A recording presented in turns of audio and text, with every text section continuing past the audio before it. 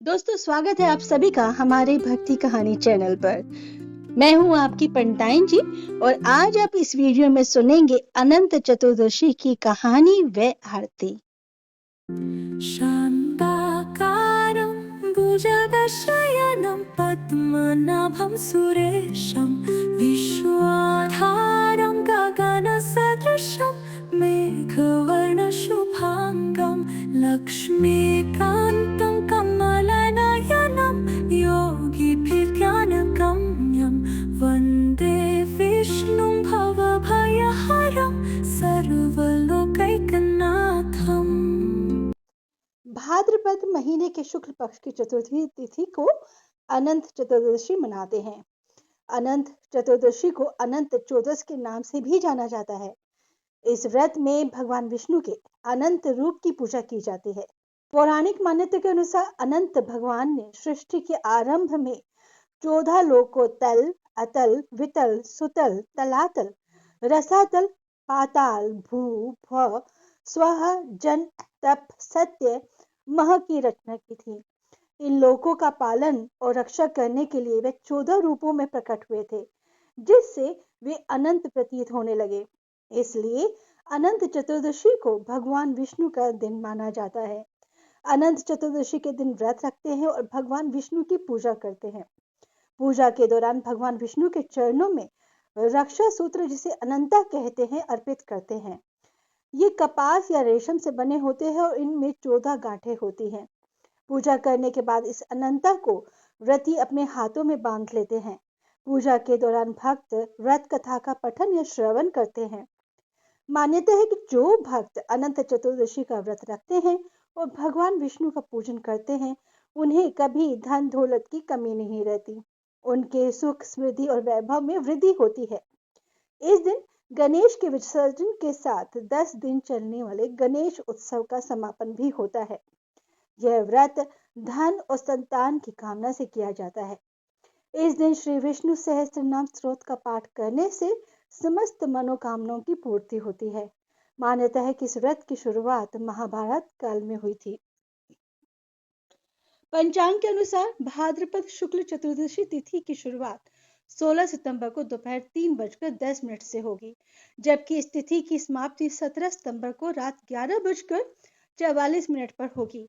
ऐसे में उदय तिथि की मान्यता के अनुसार अनंत चतुर्दशी 17 सितंबर को मनाई जाएगी और इस दिन व्रत रखा जाएगा। अनंत चतुर्दशी 2024 का पूजन मुहूर्त क्या रहेगा?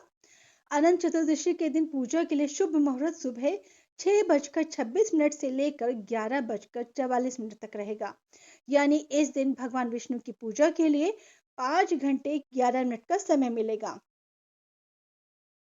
अब जानते हैं अनंत चौदस व्रत के महात्म्य को। महाभारत के युद्ध में पांडवों की जीत के बारे में तो आप सभी ने सुना ही होगा, लेकिन क्या आप जानते हैं कि पांडवों को उनका खोया हुआ वैभव अनंत चतुर्दशी व्रत के प्रभाव से मिला था?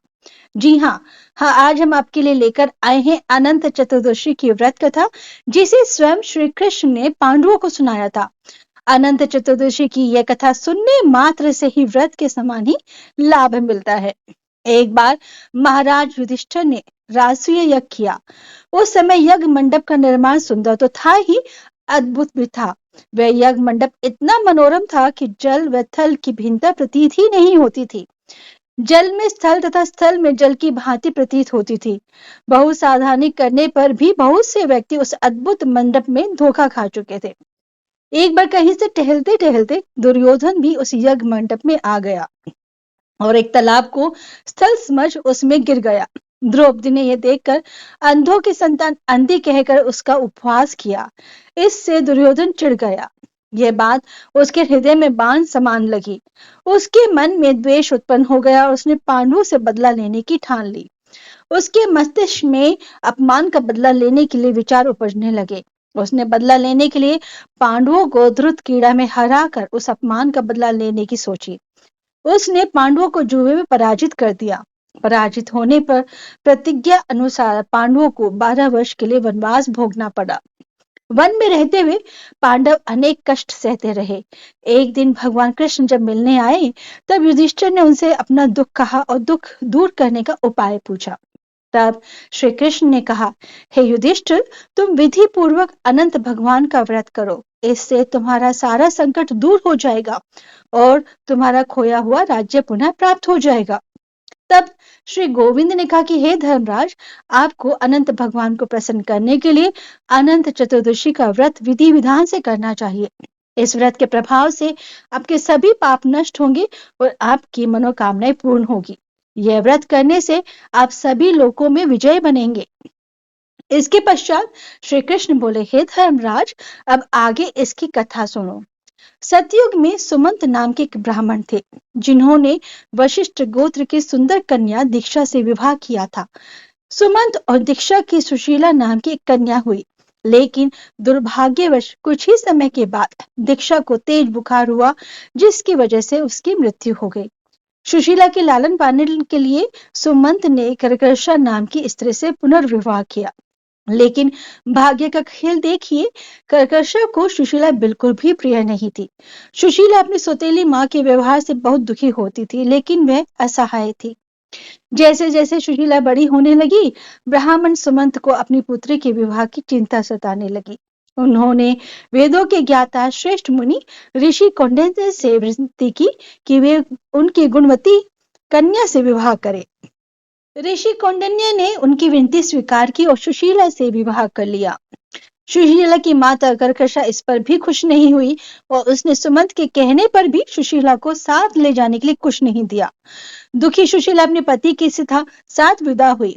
ऋषि आश्रम जाते समय बीच मार्ग में उन्हें यमुना नदी के तट पर कई स्त्रियां पूजा करते हुए दिखाई दी। सुशीला ने उनसे इसके बारे में पूछा, तब उन महिलाओं ने बताया कि वे अनंत चतुर्दशी का व्रत कर रही हैं। ये बहुत ही पुण्य फलदायी व्रत है और इसके प्रभाव से वैभव की प्राप्ति होती है। यह सुनकर सुशीला ने भी व्रत का संकल्प लिया और विधि पूर्वक पूजा करके अनंत सूत्र को धारण किया। इस व्रत की महिमा से ऋषि कौंडिन्य का घर धन धान्य से भर गया और उनके घर में सुख समृद्धि का वास हुआ। लेकिन ऋषि कौंडिन्य सुशीला के व्रत से अनजान थे। एक अनंत चतुर्दशी पर सुशीला ने पूरी श्रद्धा से पूजा करके अनंत सूत्र धारण किया, लेकिन ऋषि कौंडिन्य को ऐसे प्रतीत हुआ कि सुशीला उन पर किसी तरह का जादू टोना कर रही है और यह धागा उसी के लिए बांधा है। उन्होंने क्रोधित होकर उस सूत्र को तोड़कर अग्नि में फेंक दिया। उसके इस कार्य से अनंत भगवान रुष्ट हो गए। इसके बाद ऋषि कौंडिन्य का सारा वैभव और सुख धीरे धीरे नष्ट हो गया। इससे विचलित होकर उन्होंने अपनी पत्नी सुशीला से इसका कारण जानना चाहा। तब सुशीला ने उन्हें उनकी गलती से अवगत कराया। अपनी गलती को जानकर ऋषि कौंडिन्य वन की ओर निकल पड़े। वहां मार्ग में उन्हें एक आम का वृक्ष, गाय, बैल, पुष्करनी, एक हाथी और एक गधा मिला। इन सभी से कौंडिन्य ने पूछा कि क्या उन्हें भगवान अनंत मिले हैं। सब ने एक एक करके मना कर दिया। तब ऋषि कौंडिन्य ने हताश होकर अपने प्राण त्यागने का निर्णय लिया। जैसे ही कौंडिन्य अपने प्राण त्यागने वाले थे, भगवान अनंत उनके समक्ष प्रकट हुए और आखिरकार कौंडिन्य को भगवान के ब्रह्मांड स्वरूप के दर्शन हुए। अनंत देव ने उन्हें बताया कि वन में उन्हें जितने भी प्राणी मिले वे सब पिछले जन्म के मनुष्य थे, जिनसे कुछ गलतियां हुई थी। अब उसी की वजह से उन्हें इस जन्म में यह दुख भोगना पड़ रहा है। ऋषि कौंडिन्य ने अनंत भगवान से अपने पाप की क्षमा याचना की और अनंत चतुर्दशी व्रत करने का संकल्प लिया। इस व्रत के प्रभाव से उन्हें शीघ्र ही अपना खोया हुआ वैभव वापस मिल गया। हे अनंत प्रभु, जैसे आपने ऋषि कौंडिन्य को उनका खोया हुआ धन वैभव वापस किया, वैसे ही सभी प्राणियों के घर में धन धान्य का भंडार भरे रखना। ओम नमो भगवते वासुदेव। ओम नमो भगवते वासुदेव। दोस्तों, आप सभी जानते हैं कि कोई भी व्रत कथा बिना आरती के अधूरी रहती है। आइए अब हम सुनते हैं आरती, लेकिन उससे पहले दोस्तों, अगर आपको ये वीडियो पसंद आई है तो प्लीज आप इसे लाइक और शेयर अवश्य कीजिएगा।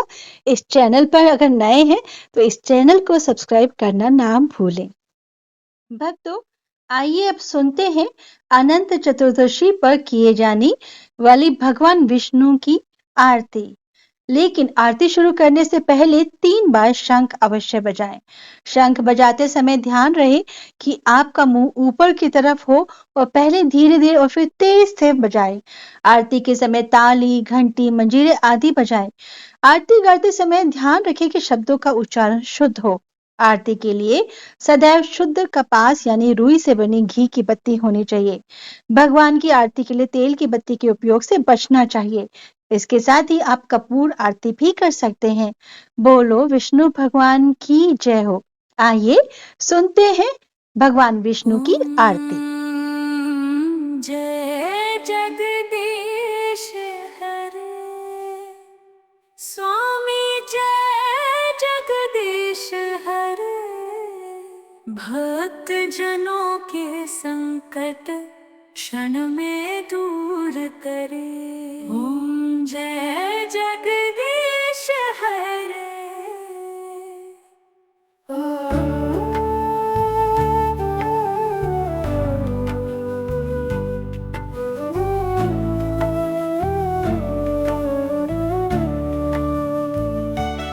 जो ध्यावे फल पावे, दुख विन से मन का। स्वामी दुख विन से मन का, सुख संपत्ति घर आवे, कष्ट मिटे तन का। ओम जय जगदीश हरे।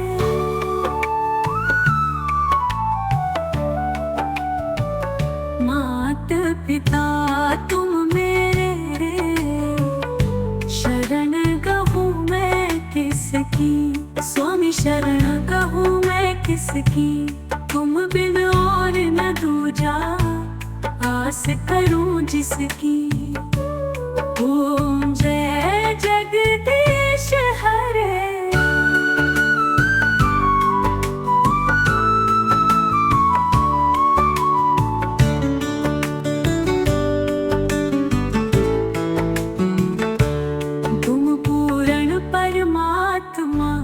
तुम अंतर्यामी, स्वामी तुम अंतर्यामी। पार ब्रह्म परमेश्वर, तुम सबके स्वामी।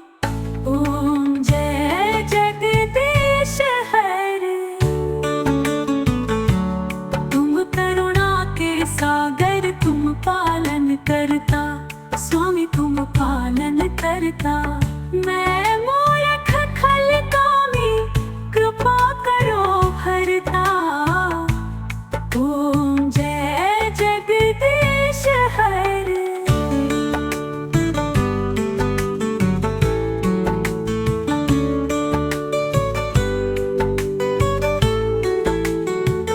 तुम हो एक अग्रगोचर, सबके प्राणपति। स्वामी सबके प्राणपति, किस विधि मिलूं दयामया, तुमको मैं तुमती। विषय विकार मिटाओ, पाप हरो देवा। स्वामी पाप हरो देवा। श्रद्धा भक्ति बढ़ाओ, संतन की सेवा।